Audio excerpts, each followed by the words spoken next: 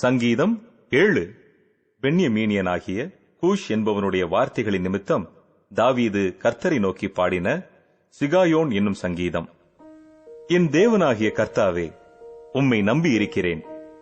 என்னை துன்பப்படுத்துகிறவர்கள் எல்லாருக்கும் என்னை விலக்கி ரட்சியும்.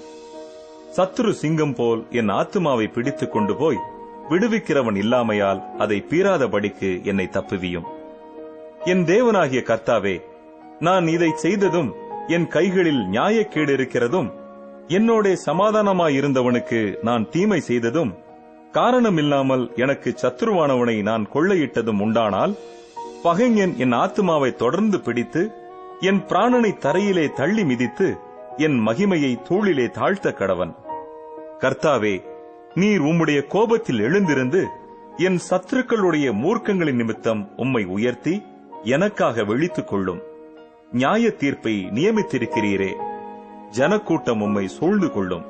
அவர்களுக்காக திரும்பவும் உன்னதத்திற்கு எழுந்தருளும். கர்த்தர் ஜனங்களுக்கு நியாயம் செய்வார். கர்த்தாவே, என் நீதியின்படியும் என்னிலுள்ள உண்மையின்படியும் எனக்கு நியாயம் செய்யும். துன்மார்க்கனுடைய பொல்லாங்கை ஒழிய பண்ணும். நீதிமானை ஸ்திரப்படுத்துவீராக. நீதியுள்ளவராயிருக்கிற தேவரீர் இருதயங்களையும் உள்ளிந்திரியங்களையும் சோதித்தருகிறவர். செம்மையான இருதயம் உள்ளவர்களை ரட்சிக்கிற தேவனிடத்தில் என் கேடகம் இருக்கிறது. தேவன் நீதியுள்ள நியாயாதிபதி. அவர் நாள்தோறும் பாவியின் மேல் சினம் கொள்ளுகிற தேவன். அவன் மனம் திரும்பாவிட்டால் அவர் தம்முடைய பட்டயத்தை கருக்காக்குவார். அவர் தம்முடைய வில்லை நாணேற்றி அதை ஆயத்தப்படுத்தி இருக்கிறார். அவனுக்கு மரண ஆயுதங்களை ஆயத்தம் பண்ணினார். தம்முடைய அம்புகளை அக்கினி அம்புகள் ஆக்கினார். இதோ, அவன் அக்கிரமத்தை பெற கற்ப வேதனைப்படுகிறான்.